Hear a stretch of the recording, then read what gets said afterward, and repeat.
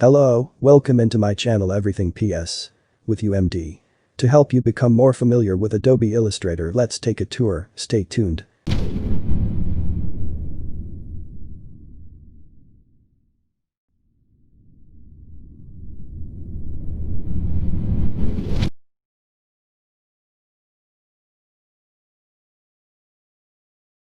To start, you'll open an Illustrator document with Illustrator CC open. You can open a file by choosing a file in the menus above Open. In the Open dialog box, navigate to a file you have, or you can open this practice file from the downloadable practice files for this tutorial. Like Open. After opening a document, you usually want to make sure that you can see all of the document content. To do that, choose View Fit All in window. With the file open, you'll see the Illustrator workspace. Now the workspace is made up of an open document. In the document window, you see here the menus above the application bar, below the menus, and on Windows. The menus are any application bar, the tools panel on the left, and finally docked panels like the properties panel you see here. On the right, as you explore in Illustrator, you'll find it you can move parts of this workspace to have things you use all the time easily accessible, or maybe to show more of the artwork you're working on, and if you were tools and panels. So let's explore the pieces that make up the workspace. In the tools pane on the left, you'll see tools you can use to create and edit your artwork. Some of the tools have a little arrow in the corner, which means there are more tools you can choose from. For instance, press and hold on the rectangle tool here to show more tools you can choose from. Click to select the ellipse tool. I noticed that the menu of tools is now hidden in your ellipse tool selected. Come back to the top of the tools panel and click to select the selection tool, and this is a tool you use a lot to do things like select to move content. Come out to the document and click in this rectangle to select it. I suppose you want to change the color of this rectangle. If you look at the properties panel to the right of the document, you'll see options available for the content you select, like its position and size. The parties like the fill color here. Let's try changing the color of this object, so click the fill color and select another color to fill it. You can then press escape to hide the color panel. You'll also see some quick actions down here. These options change depending on what's selected. You can even click underlined words like a stroke. To see even more options, you can then click away from the panel to hide it. Now the properties panel is docked on the right side over here, with a few other panels called the layers and libraries panels. If you want to see the layers, or how the content in the document is ordered, for instance, you can click the layers panel tab at the top to show the layers panel. To show the properties panel again, click on the properties panel too. If you find that you need more space in the document window to work on your document, you can click the arrow at the top of the dock panels to collapse them. This will give you a little more space to work. To show the panels again, you can click on a panel name to show the panel, and then click on the tab panel name to collapse it. Or you can click the arrow at the top of the dock panels again to show them all. Now there are actually a lot of panels in Illustrator for you to explore. Each contains different options, and they can be opened from the window menu up here. Any panel that has a checkmark is open. And currently showing, you can see the properties panel is a checkmark. Let's open another panel, so choose Align to open the Align panel group. A group is a series of, in this case, 3 panels, and you can see each panel has a separate tab. This group is called Free Floating because it's not docked with the other default panels on the right. You can move them around by dragging the title bar at the top. You can also dock one or more of these panels on the left or right side of the workspace by dragging it into place. So let's start the Align panel on the right. Check the Align panel by the tab onto the panel tab names docked on the right. When a blue highlight appears in the properties panel group here, release the mouse button. The panelists now added to the group. To close the remaining panels left in the group, click the X in the corner. Not some point as you open and close and rearrange a lot of these panels. You may want to reset them to their original locations. To do this, you can reset the entire workspace in the application bar above the document. Click Essentials and choose Reset Essentials to put all the panels back to their default locations. Now this is something else chosen in this menu. Choose Essentials first and then choose Reset Essentials. As a last step, you're finished with this practice file, so you can close it by coming up to the menu bar and choosing File Close without saving. Now that you're familiar with the Illustrator workspace and how to manage panels going forward, you'll be able to more easily organize panels in a way that complements your working style.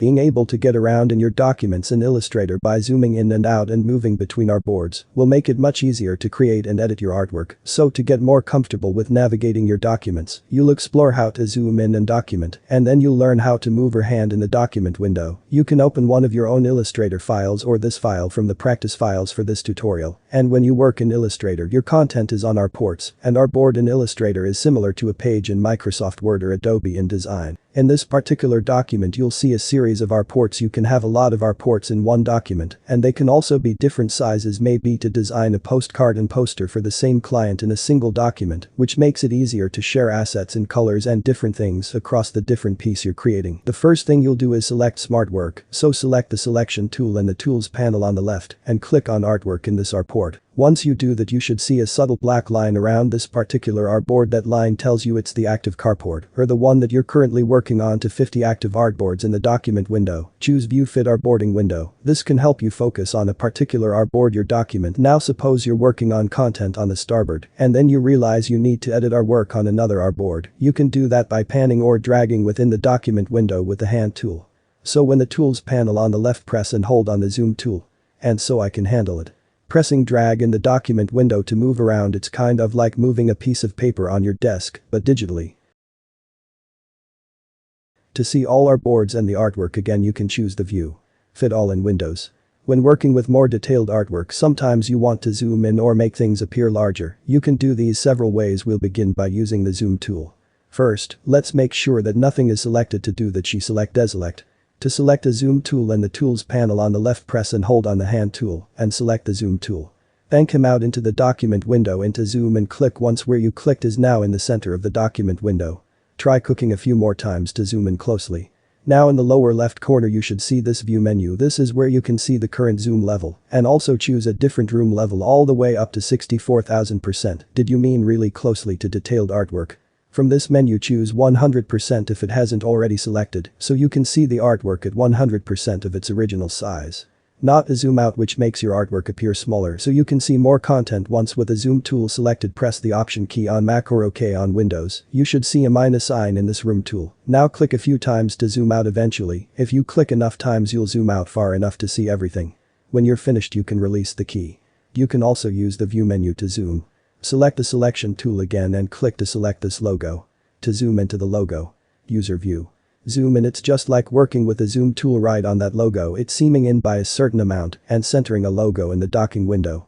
Okay, so that you can see everything in your document. Again choose View Fit All in window. Being able to navigate your documents by panning and zooming will be really important when you're working in Illustrator. It'll allow you to see more detailed artwork up close, for instance, or even take a step back to view the entire document.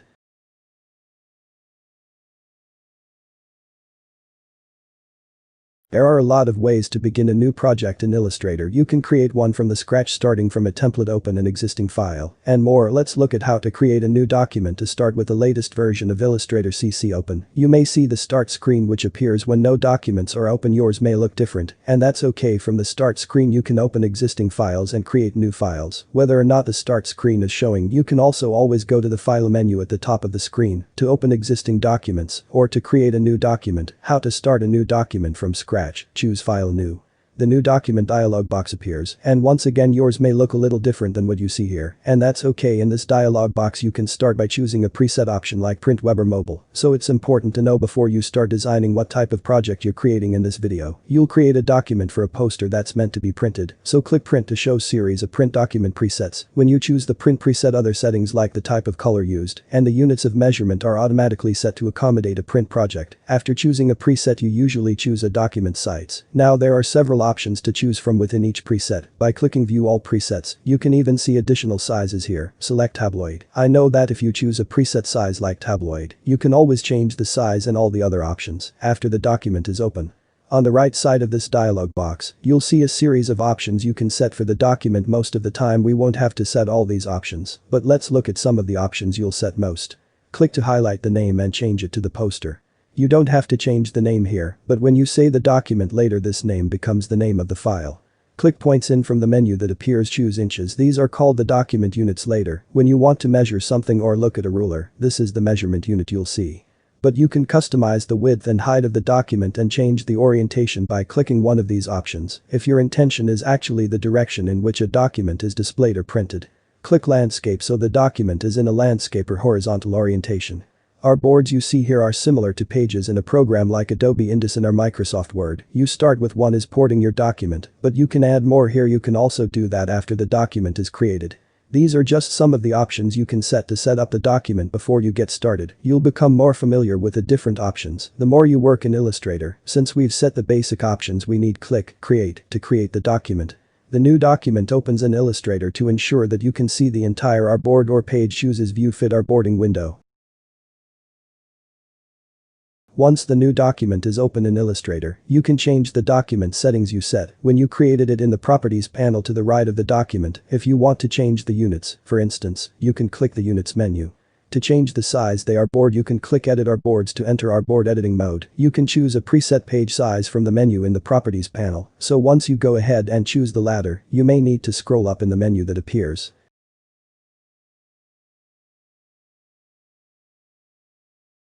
You can change the orientation and a whole lot more to stop editing. These are board settings. You can click the exit button towards the top of the Properties panel to exit artboard editing mode. Reading new documents in Illustrator is something you likely do a lot. There are many different options to explore when you set up a brand new document. When you're just getting started in Illustrator, keep it simple. I know that you can edit document settings like the artboard size later on the more familiar you become with them.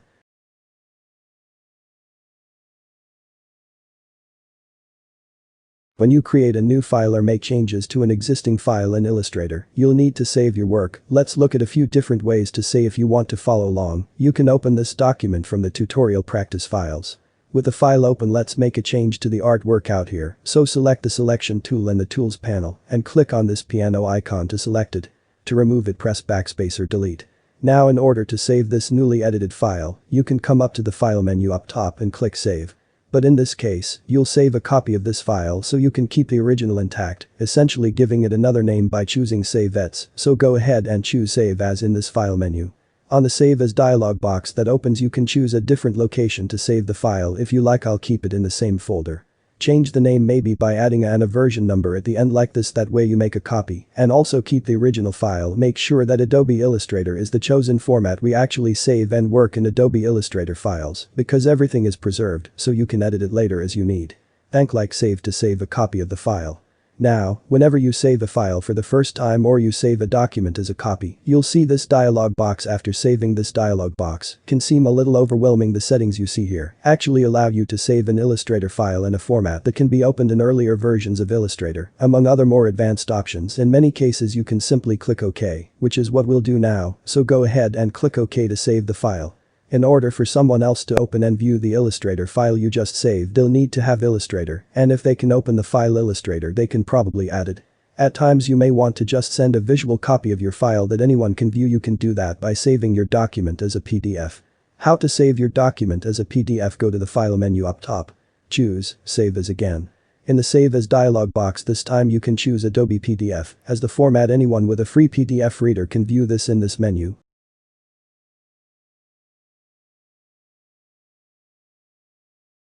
You'll also see other formats including UPS, which stands for Encapsulated PostScript. GES is a vector format for printing to PostScript printers. Image setters. You'll also see an Illustrator template, which is one way to save an original Illustrator file and always open a copy of it. And finally, a few versions of SVG or Scalable Vector Graphics, which we can use to save Illustrator artwork for use on websites and more. To save this file as a PDF, choose Adobe PDF. You can choose another location if you want and click Save.